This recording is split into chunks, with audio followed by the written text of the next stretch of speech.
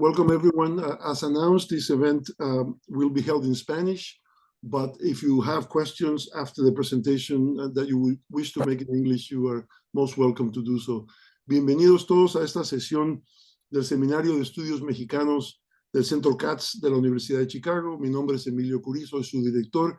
Y hoy, como parte de esta serie sobre inseguridad y violencia en México, tenemos la gran fortuna de contar con la presencia virtual de Carla Quintana, quien será quien nos hable el día de hoy.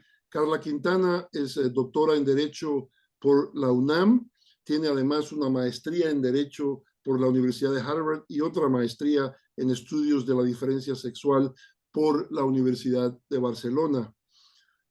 Fue comisionada nacional de búsqueda de personas desaparecidas en México desde febrero de 2019 hasta hace algunos meses, y anteriormente se desempeñó en diversos cargos en instituciones nacionales e internacionales, entre ellas la Suprema Corte de Justicia de México, la Comisión Interamericana de Derechos Humanos, el Banco Mundial y la Corte Interamericana de Derechos Humanos, y actualmente es investigadora visitante en el Colegio de México. Como bien saben, al final de la presentación tendremos algunos minutos para preguntas, mientras el título de la presentación de Carla Quintana es la crisis de desaparición en México. Sin más, pues, nos da muchísimo gusto darle a Carla Quintana la bienvenida a la Universidad de Chicago y al Centro Katz. Carla, muchas gracias. Muchas gracias, Emilio. Good morning, good evening, everyone. I would like to thank the Katz Center for Mexican Studies of University of Chicago for this invitation. My presentation is going to be in Spanish. I have a PowerPoint. Tengo un PowerPoint. I'm going to switch to Spanish now. But please feel free to, as Emilio was saying, to ask in English. And I will do my best to answer in English.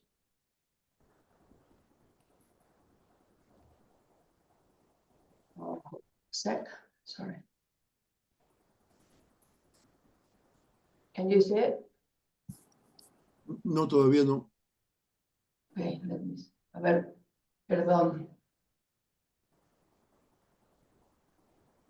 ¿Ahí? Ahora sí ya. Ya, perdón. Listo. Empiezo, voy a tratar de terminar en cerca de 35 minutos, Emilio, ¿entiendo? Perfecto, sí, gracias.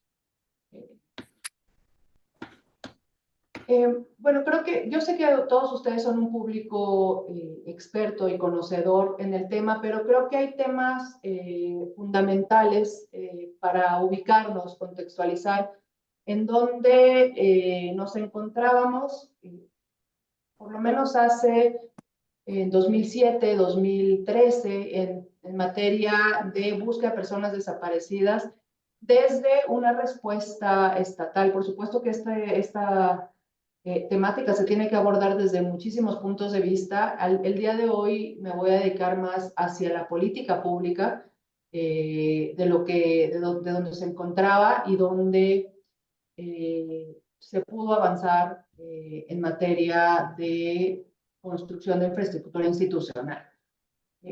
Por supuesto que ustedes conocen bien lo que sucedió en la llamada Guerra Sucia, y yo sé que desde la semana pasada tuvieron una conferencia, a la cual yo no alcancé a llegar, sobre los diferentes tipos de violencias y los cárteles en México. En 2007 tenemos estos dos grandes periodos en México: el periodo de la Guerra Sucia entre los 60, finales de 80, principios de los 90, y después tenemos este otro periodo que comienza en 2007 en cuanto a las diferentes formas de violencias contra las personas en México. Conocen ustedes también muy bien el Movimiento por la Paz con Justicia y Dignidad, con Javier Sicilia específicamente, dirigido por Javier Sicilia, que logra, con este impulso de las víctimas de diferentes violaciones graves a derechos humanos en el país, dos leyes fundamentales. Y esto es importante para para contextualizar. La ley de víctimas en 2013 y la ley en materia de búsqueda en 2017. Esto hay que decir que los países a quienes México volteó a ver, sobre todo con la ley de víctimas, para construir una ley similar, fue, por ejemplo, a Colombia. ¿Por qué es importante que tengamos claro esto? Porque los países donde existen comisiones de víctimas o unidades de víctimas y mecanismos de búsqueda, estos dos son estados que han reconocido, uno, que han atravesado por un conflicto, por un tipo de conflicto. Pensemos en Colombia, en Perú, ¿no? en El Salvador, y además que de alguna manera, sobre todo Colombia, han reconocido que la necesidad de insertar estos mecanismos, estas unidades en infraestructura estatal de justicia transicional. Ninguna de estas dos cosas existen en México. Ninguno de estos dos supuestos políticos existen en México. La aceptación de que existe un tipo de conflicto, llamémosle como le llamemos desde el derecho internacional o desde el DIH, ni tampoco la necesidad de que exista una infraestructura, un sistema extraordinario. Y esto es muy importante porque es donde nos complejiza muchísimo en México la respuesta, tanto desde la ley de víctimas como la ley en materia de desaparición.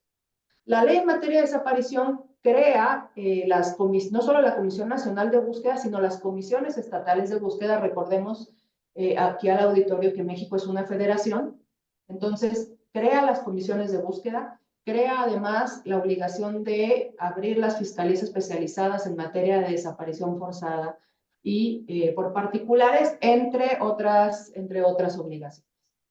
Se define de manera muy amplia a quién se considera desaparecido en México. Esto lo pongo en paréntesis, lo voy a decir en la siguiente diapositiva. Y pues estábamos en un momento poco superado en varios aspectos en relación con la sistematización de la información. No está sistematizada la información para buscar personas desaparecidas, no hay interconexión entre las diferentes bases o muy pocas, no había los suficientes protocolos actualizados de búsqueda y de investigación, y sobre todo en el tema forense, y también me voy a detener un poco más adelante, no existía una metodología, y es la que estábamos implementando a partir de hace año y medio, que tuviera un enfoque hiperdirigido a la búsqueda forense de personas desaparecidas, que se conoce en materia comparada como enfoque masivo, y me voy a referir a esto. La impunidad en México, como ustedes saben, independientemente de la fuente que se consulte, es entre el 94 y el 99%. En materia de desaparición forzada, y pongo énfasis en forzada, hay más de un 99% de impunidad, entendiendo impunidad la no judicialización de los asuntos, ni siquiera las sentencias condenatorias. Me quiero detener un momento en esto porque es algo que poco se entiende en México y a nivel comparado. Evidentemente, la definición de desaparición forzada, todos aquí sabemos, no me voy a detener en esto, se da a nivel internacional debido a los diferentes contextos, sobre todo en Sudamérica, y es muy clara al definir la desaparición como aquella llevada a cabo por agentes estatales o con su aquiescencia o colaboración. Sin embargo, la ley mexicana es mucho más amplia, y aquí esto lo tenemos que tener muy claro porque abre un espectro enorme de la posibilidad por la cual una persona esté como desaparecida. Persona desaparecida es aquella cuyo paradero se desconoce y se presume a partir de cualquier indicio que su ausencia se relaciona con la ausencia de un delito. Por lo tanto, puede ser desaparición forzada en su definición más clásica, puede ser desaparición por particulares, por parte del crimen organizado, puede ser secuestro, puede ser trata de personas, puede ser reclutamiento forzado, puede ser sustracción de menores, puede ser cualquier, es más, feminicidio, homicidio, que no tengan la intención, digamos, de ocultar como tal, ¿no? El cuerpo, pero que la persona no se encuentre, que esté siendo víctima de un delito. Y la ley va más allá de eso. Dice que si no se sabe qué pasó con la persona, simplemente no regresó a casa, después de 3 días, en México se considera que esa persona está desaparecida.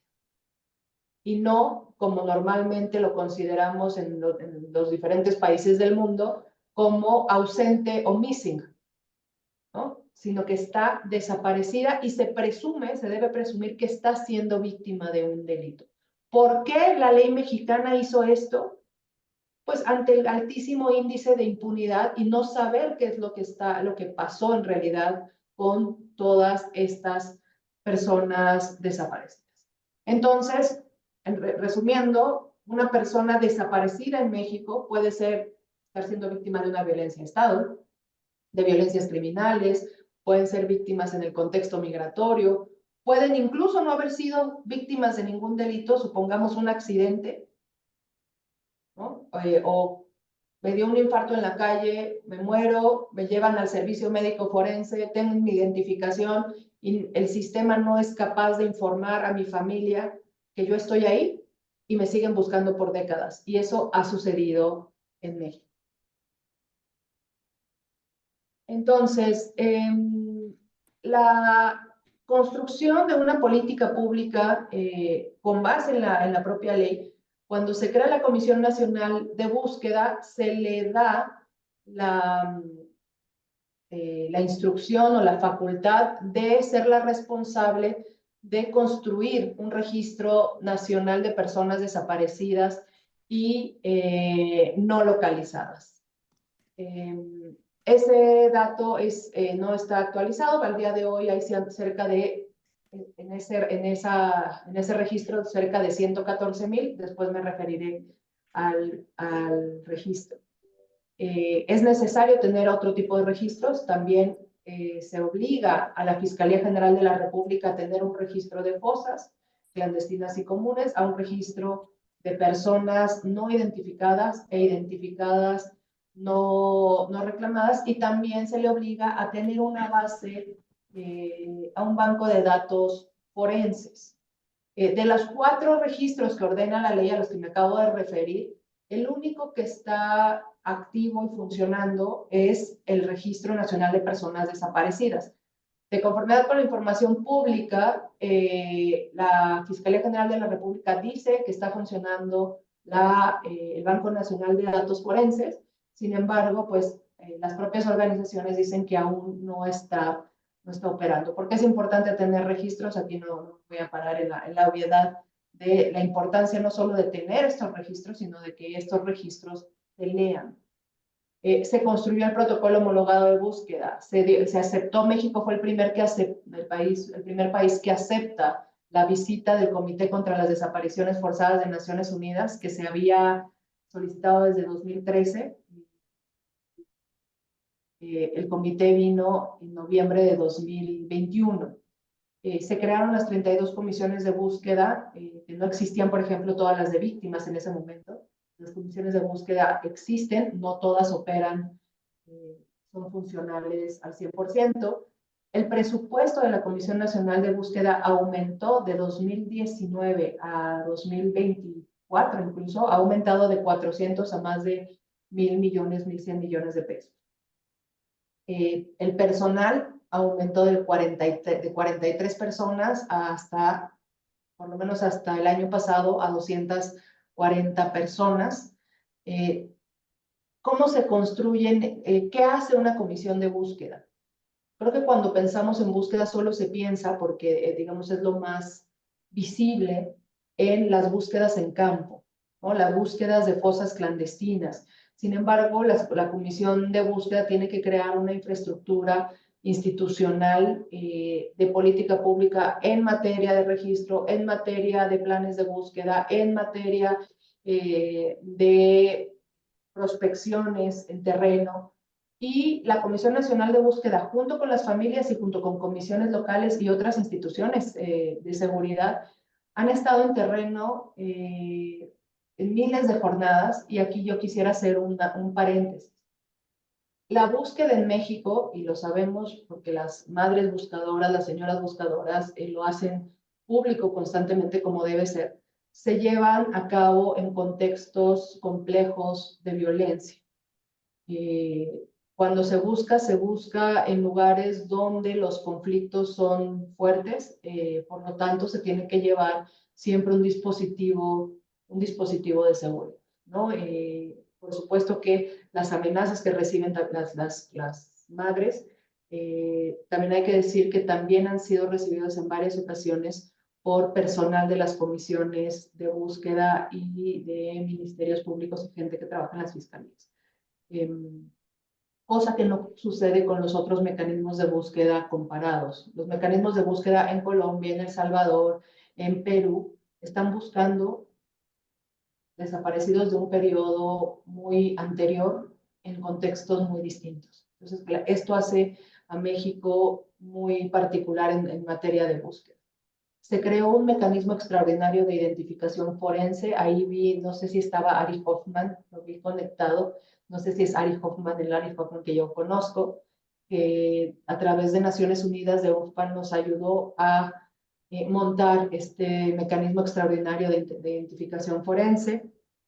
Y de manera muy importante se empieza a construir una metodología, a implementar una metodología que se conoce como enfoque forense, y es al que le me he referido, que está dirigido concretamente a la búsqueda forense de personas desaparecidas. Se separa el sistema tradicional forense, o se debe separar de esta metodología que es muy distinta, y empezamos a implementarlo en Coahuila junto con el gobierno estatal de Coahuila. Coahuila se encuentra en el noreste del país, es frontera con Estados Unidos, y dinero también del gobierno federal y de cooperación internacional.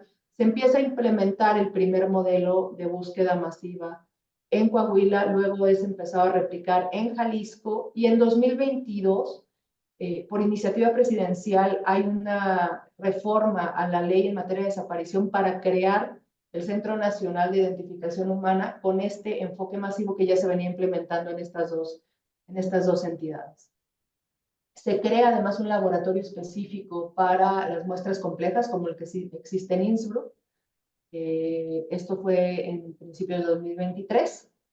Y se empieza a construir una infraestructura forense que no me voy a detener para dejar más tiempo para las preguntas. Por supuesto que esto que se construyó en al menos los primeros 4 años y medio, de 2019, principios de 2019 a mediados del año pasado, no se pudo dar sin existir una voluntad política. En diciembre de 2018 se acepta por primera vez por parte del gobierno mexicano que existe una crisis de desaparición, una crisis forense. Esta obviedad no era reconocida por el Estado mexicano. Incluso hay posturas ante Naciones Unidas diciendo que en México no había crisis de desaparición ni había un número grande de desaparecidos. Cuando empezamos a construir el registro de personas desaparecidas, teníamos un número aproximado entre 30 y 40,000 personas reportadas como desaparecidas. Quiere decir que ha habido 70,000, 80,000, 90,000 personas desaparecidas de entonces hacia ahora. No necesariamente. Quiere decir que desde entonces se ha registrado para el presente y para el pasado muchas personas que no estaban reportadas como desaparecidas. Tuvimos una cooperación muy fuerte y muy cercana con la cooperación internacional y los organismos internacionales, incluso el gobierno de los Estados Unidos, a través del marco del entendimiento bicentenario en México. La última información que yo tuve es que estaba a punto de donar el laboratorio de genética con este enfoque masivo para el Centro Nacional de Identificación Humana. No me voy a detener ahí, les dejo la lámina. Son los 4 registros que por ley tendrían que existir en México y que se tendrían que relacionar y analizar para buscar y localizar de manera más eficiente a las personas desaparecidas y cuáles están pendientes y cómo están trabajando. ¿Para qué sirve el registro de personas desaparecidas? El registro no es una herramienta de conteo. Yo creo que esto es importante subrayarlo. El registro es una herramienta de búsqueda y debe funcionar y fungir como una herramienta de búsqueda e identificación, y pues técnicamente es una base de datos relacional que tiene múltiples herramientas tecnológicas. Hubo una presentación específica aquí en el Colegio de México que me referí con mayor detalle a cómo funciona el registro, que con gusto se las puedo hacer llegar para entender cómo funciona y cómo se construye el registro. Lo que sí es importante decir es que no existía un sistema. Se construyó este sistema que es el Registro Nacional de Personas Desaparecidas y que es alimentado no por la Comisión Nacional de Búsqueda, subrayo, sino por todas las autoridades buscadoras. O sea, quien alimenta el sistema no es una institución, sino son todas las autoridades buscadoras, a saber, las comisiones de búsqueda, las fiscalías, ¿no? Y cualquier otra autoridad que tenga información, incluso ustedes desde Chicago, desde donde estén y tienen información de una persona desaparecida, pueden hacer un reporte, incluso de manera anónima, ante la Comisión Nacional de Búsqueda. Así lo prevé la ley. Todavía hasta finales del año pasado, más del 95% de la información que tiene el registro viene de autoridades, el 64% de fiscalías, 31% de comisiones, y de particulares cerca del 4%. ¿Para qué utilizamos el registro? Pues como decía, es una herramienta de búsqueda que tiene que cruzarse con diferentes herramientas que nosotros llamamos a esto búsqueda generalizada. Esta labor se viene haciendo desde hace más de año y medio, poco más, casi 2 años, en la Comisión Nacional de Búsqueda, cruzando el registro nacional con decenas de otros registros nacionales, como el de salud, como migratorio, como la Secretaría de Educación Pública, etcétera, etcétera, para poder tener indicios de localización. Esto no quiere decir que la persona esté localizada, sino tener más información para poder seguir buscando a la persona desaparecida. Ahora, ¿cuáles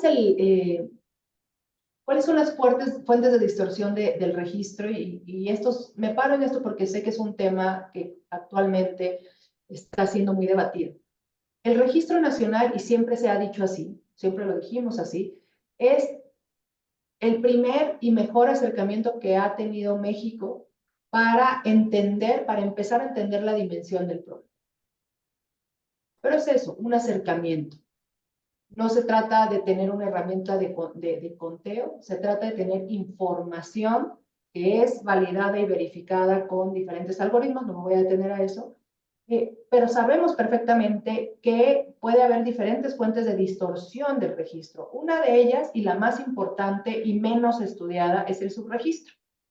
Dependiendo del lugar del país en donde ustedes vayan, nosotros estuvimos en todo el país, les dicen que por cada desaparecido registrado hay 1, 2, 3, 4. Yo llegué a escuchar hasta 7 personas reportadas, o sea, 7 personas desaparecidas que nunca fueron reportadas por una que sí lo fue, ¿no? Y dependiendo también en qué época, ¿no? Si nos vamos al noreste, en cierta época entre 2009 y 2012, etcétera, etcétera.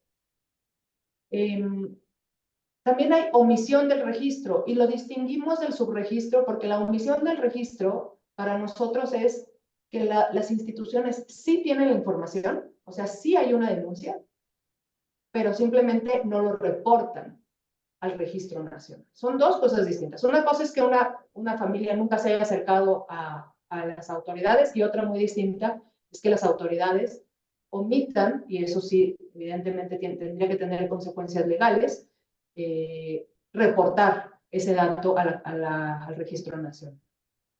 Y evidentemente hay mucha omisión en la actualización del registro por parte de todas estas autoridades. Muchas veces las personas aparecen, no necesariamente porque las autoridades las hayan encontrado, y las autoridades pueden saber de esta localización y no reportarlo, o simplemente por falta de seguimiento ni siquiera saber que la persona fue localizada.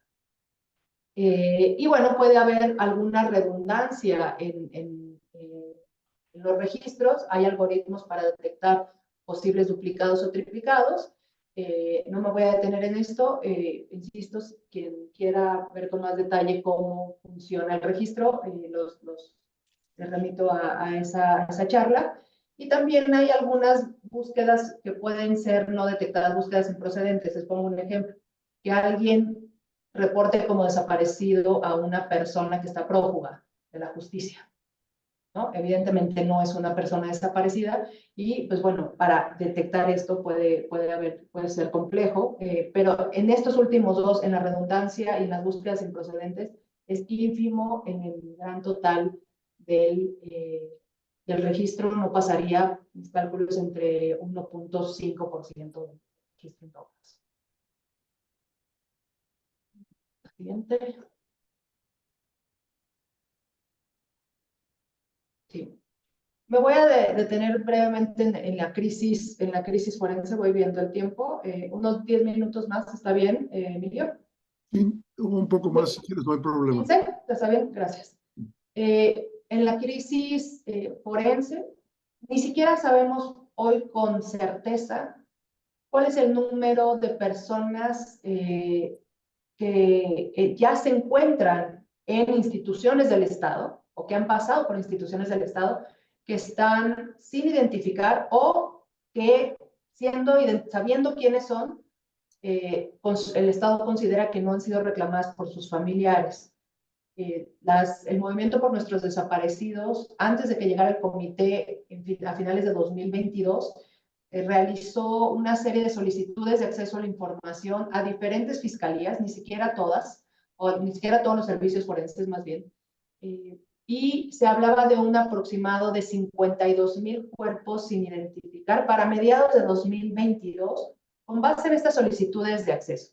Sin embargo, como les comentaba, existe una obligación legal por parte de la Fiscalía General de la República de tener esta base de datos para tener mayor certeza de cuántas son las personas que no se encuentran identificadas o que están identificadas no reclamadas, para poder hacer verdaderamente, tener un mayor acercamiento a cuántas de estas podrían corresponder o quiénes podrían corresponder a personas que se encuentran reportadas como desaparecidas o no localizadas. Se habla, insisto, este dato de 52,000 del que se habla no es un dato oficial, es un dato sí retomado por la Comisión Nacional de Búsqueda como por parte del movimiento.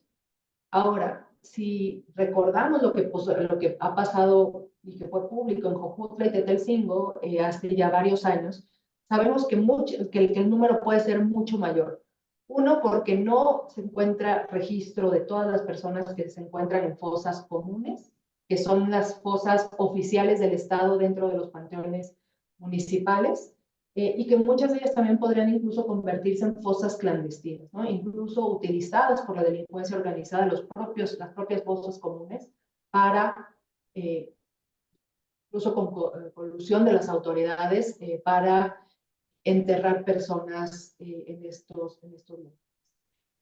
El federalismo en México ha abonado en mucho a la división y de la información que se contiene para la búsqueda de personas desaparecidas, desde mi punto de vista, en un mal entendimiento del federalismo y en un mal entendimiento competencial tanto de las fiscalías y de la alegada protección de las investigaciones.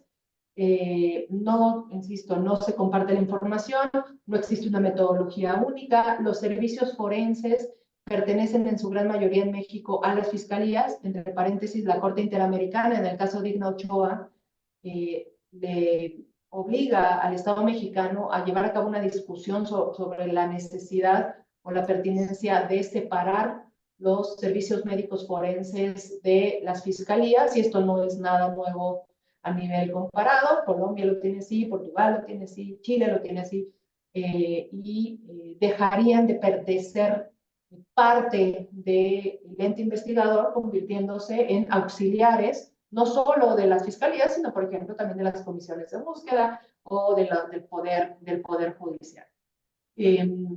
No hay trazabilidad de los cuerpos. Una cosa es que una fiscalía en este momento nos pueda contestar que cree que ha mandado X número de cuerpos a una fosa común, y otra muy distinta es que ese cuerpo efectivamente esté en el lugar donde se dice que está, ¿no? Entonces falta muchísima sistematización en el país en relación con no solo cuerpos. Además, aquí había que adicionar que el modus operandi en diferentes momentos y en diferentes latitudes de México ha variado. Tenemos crematorios ilegales, centros de exterminio, le llamamos acá en México, donde se creman cuerpos. En muchos lugares lo que se tiene y lo que recuperan las señoras junto con las autoridades son restos óseos calcinados de este tamaño, que también dificultan científicamente su identificación.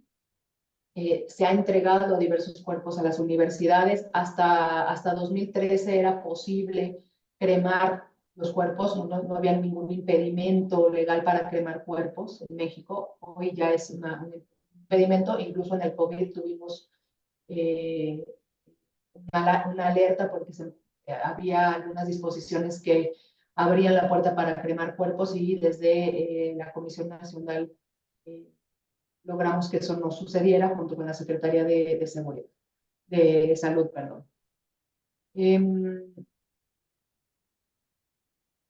También creo que es importante decir que el 95 o más de los cuerpos se encuentran en jurisdicción estatal. Ahora aquí regreso. La base de datos forense a la que me referí anteriormente, y cuya coordinación le corresponde por ley a la Fiscalía General de la República, aunque dice que está funcionando, en realidad una cosa es construir digamos, el continente. El problema es el contenido, ¿no? ¿Cómo vamos a lograr que todas las instituciones a nivel nacional sistematicen la información y analicen la información forense de la misma manera? Esto no está sucediendo en nuestro conocimiento. ¿Qué empezamos a hacer desde la Comisión Nacional de Búsqueda? Empezamos a tratar de fortalecer las capacidades estatales, porque es ahí, locales, donde está la mayoría de los cuerpos, y tratamos de implementar esta nueva metodología con enfoque masivo. Enfoque masivo, de manera muy breve, si quieren después me refiero con más detalle a esto, significa comparar el mayor número de cuerpos que tenga el Estado mexicano, no un Estado, el de Coahuila o el de Veracruz, ¿no? Por eso tenemos el problema. A nivel nacional, el mayor número de cuerpos con el mayor número de grupos familiares. Y esto no sucedía en México, y empezamos a construirlo, porque las fiscalías normalmente toman una o dos tomas de muestras de las familias. Uno, desde la ley ya no es necesario que exista una denuncia para poder dar la información genética y para que se busque una persona desaparecida. Esto es fundamental. En nuestra experiencia, cuando hicimos estas jornadas de toma de muestras, 1 de cada 3 familias nunca se había acercado al Estado mexicano. Es altísimo el porcentaje, ¿no? Y ahí podemos empezar a imaginar también el subregistro que hay en el Registro Nacional de personas desaparecidas. Y la mayoría de ellas nos pedía que de ninguna manera esta información se fuera a compartir con las fiscalías. Y aquí regreso a lo que yo decía al principio, cuando comentaba que en estos otros países donde existen estos mecanismos extraordinarios, existe un entendimiento político y jurídico de cómo funcionan estas instituciones y cómo se hablan con el sistema ordinario. El problema que tenemos en México sigue siendo la tensión que hay entre el sistema ordinario, que parecería o dice que funciona, que no funciona, ya lo sabemos, con estos mecanismos extraordinarios. Entonces, la tensión entre si podemos recibir información de manera anónima, si podemos recibir información forense sin compartirla abiertamente, más que, digamos, de manera ciega con otras instituciones, pues ahí está una complejidad que no ha sido resuelta en México y que tiene que abrirse el debate jurídico y político al respecto, porque si no, difícilmente se puede avanzar de manera fuerte. Esta metodología es de los Balcanes, después del 9/11 en Estados Unidos, en términos científicos, no es algo que se invente en México, es algo que retomamos de las mejores prácticas comparadas a Argentina, Guatemala, Perú, los Balcanes, Estados Unidos. Evidentemente esto parece una obviedad, pero es muy difícil de entender. ¿Cómo se asume la búsqueda como una obligación de Estado? No es una obligación de las familias estar buscando en todos los países. Desde la década de los 60 son los familiares quienes han emprendido esta búsqueda y poco a poco algunos estados han asumido a través de mecanismos específicos la búsqueda de personas desaparecidas, y en donde no tienen estos mecanismos, la obligación igual existe y lo hace el sistema ordinario. Es importante ubicar y reconocer las crisis, algo que se hizo, insisto, en diciembre de 2018, y seguir construyendo, pues, la necesidad de construir una política pública. Ahora, la política pública en materia de búsqueda es y será siempre insuficiente si no viene de la mano de una política en materia de prevención, una política en materia de investigación, de no solo de dónde están, sino de los responsables, y de una de identificación y de reparación. El propio Comité contra las Desapariciones Forzadas de Naciones Unidas, en su informe después de la visita en México, habla de todos estos, digamos, grandes rubros que tiene que cubrir la búsqueda, y dice el propio comité que había en aquel momento algunos avances modestos en materia de búsqueda, no así en materia de prevención con la violencia que se vive en el país, no así, habla de una impunidad absoluta, el comité en materia de desaparición, entendiendo desaparición con esta amplia definición a la que me referí, no solo desaparición forzada, y como buena práctica el propio comité señaló los esfuerzos que existían en Coahuila, en Jalisco, y pues dice que pues, sería bueno que se creara un centro nacional, lo cual fue creado unos meses después. Algo que nosotros tratamos de construir de manera importante fue una nueva generación de funcionarias y funcionarios públicos con una visión distinta, una visión de derechos humanos y además una visión científica. El promedio de edad de los funcionarios y funcionarias de la Comisión Nacional hasta el año pasado era de cerca de 27 años, para también construir respuestas distintas. ¿Cómo se busca en agua? ¿Cómo se busca en lugares complejos? ¿Cómo se identifica de forma masiva? ¿Cómo entender un sistema masivo diferente de un tradicional? ¿Cómo se hace la búsqueda generalizada de cruces de datos? Es decir, el perfil de buscadora o buscador se está creando para el Estado también, no solo por necesidad, por supuesto, por las familias de personas desaparecidas. Se debe fortalecer, se debe construir esta política pública con las familias, con sociedad civil, con organizaciones internacionales. Se venía construyendo y, por supuesto, fortalecer las áreas de registros. Aquí quiero sumar los registros, no solo en México, sino a nivel comparado. Ustedes vean lo que está pasando en Colombia, en Argentina. Los registros que tienen información en relación con violaciones graves a derechos humanos, son un punto de atención y de ataque muy importante en diferentes lugares de la región y constituyen sin duda alguna una herramienta de verdad y eventualmente de justicia. Finalmente, aquí me olvidé decir que otra herramienta fundamental en la búsqueda de personas desaparecidas en términos de política pública es la construcción de análisis de contexto, que, pues como ustedes saben, como académicos y académicas, son análisis, estudios interdisciplinarios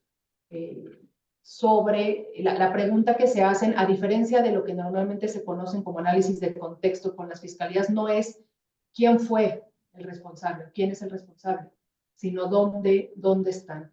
Entonces, este tipo de análisis tiene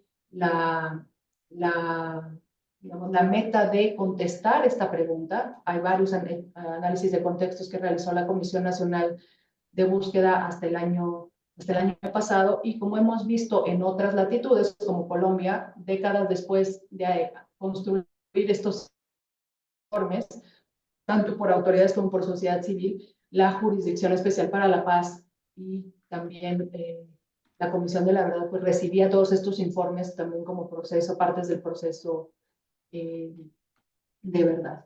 Y pues la pregunta con la que terminaría y la dejo abierta es, bueno, esto es lo que se avanzó hasta cierto momento, y la pregunta es, ¿qué sigue?